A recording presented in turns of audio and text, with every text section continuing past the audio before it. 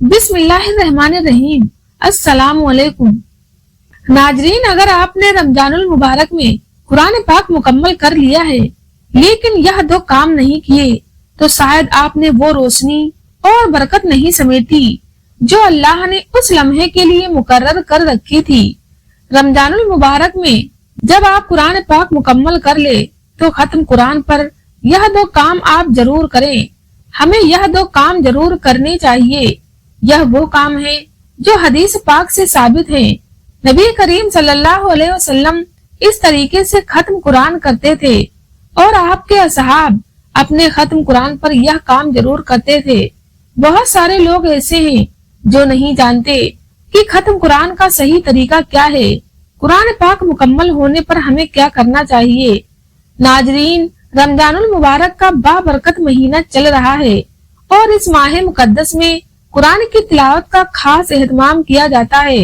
रमजानुल मुबारक में जब आपका कुरान पाक मुकम्मल हो, जब आप कुरान पाक मुकम्मल कर लें तो खत्म कुरान पर यह दो काम आप जरूर करें। यह दो काम हमें जरूर करने चाहिए। यह वो काम है जो हदीस पाक से साबित है। नबी करीम सल्लल्लाहु अलैहि वसल्लम इस तरीके से खत्म कुरान करते और आपके असहाब खत्म कुरान पर यह काम जरूर करते थे। यह कौन से दो काम है, आज मैं आप लोगों के साथ यही शेयर करने जा रही हूँ, क्योंकि बहुत सारे लोग ऐसे हैं जो नहीं जानते कि खत्म कुरान का सही तरीका क्या है। कुरान पाक मुकम्मल होने पर हमें क्या करना चाहिए। बहुत सारे लोग नहीं जानते कि रमजानुल मुबारक का बाबरकत महीना चल रहा है। यह वो माह मुबारक है कि जिसमें कसरत के साथ मुसलमान कुरान मजीद की तिलावत करते हैं, क्योंकि कुरान का एक खास ताल्लुक है रमजान के साथ। तो ज्यादा तिलावत कुरान की रमजान में ही की जाती है।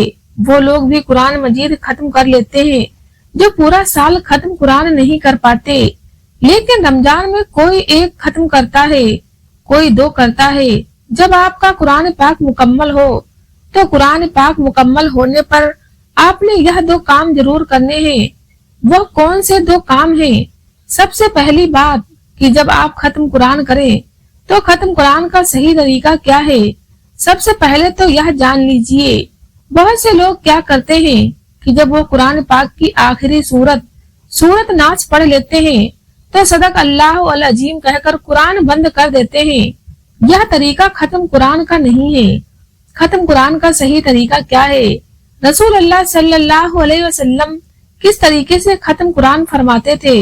खत्म कुरान का सही तरीका वो है जो हमारे नबी करीम सल्लल्लाहु अलैहि वसल्लम ने अपनाया और सहाबाए कराम को सिखाया।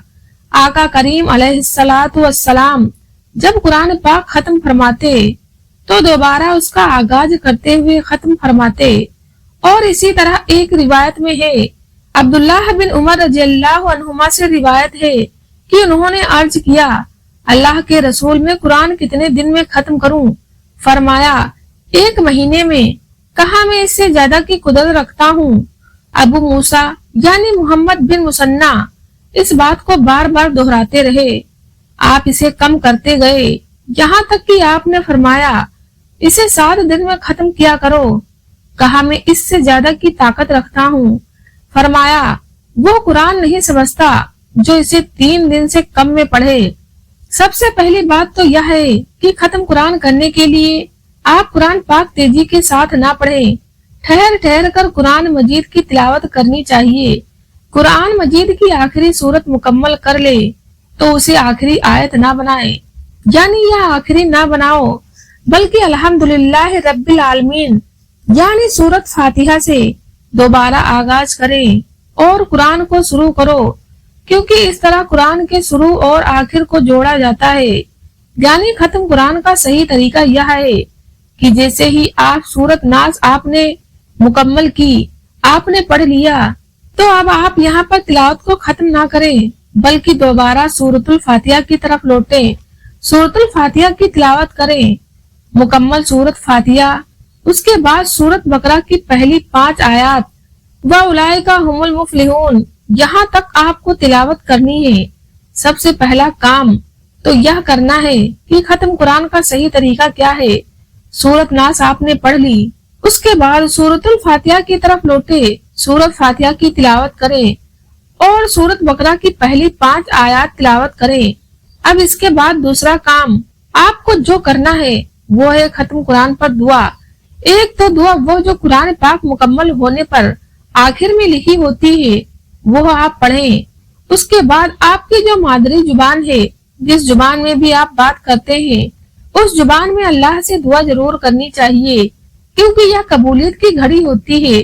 اس طرح رسول اللہ صلی اللہ علیہ وسلم نے فرمایا، قرآن پڑھا کرو، کیونکہ وہ قیامت کے دن اصحاب قرآن، حفظ قرات اور عمل کرنے والوں کا سفارشی بن کر آئے گا۔ یعنی یہ قبولیت کی گھڑی ہوتی ہے۔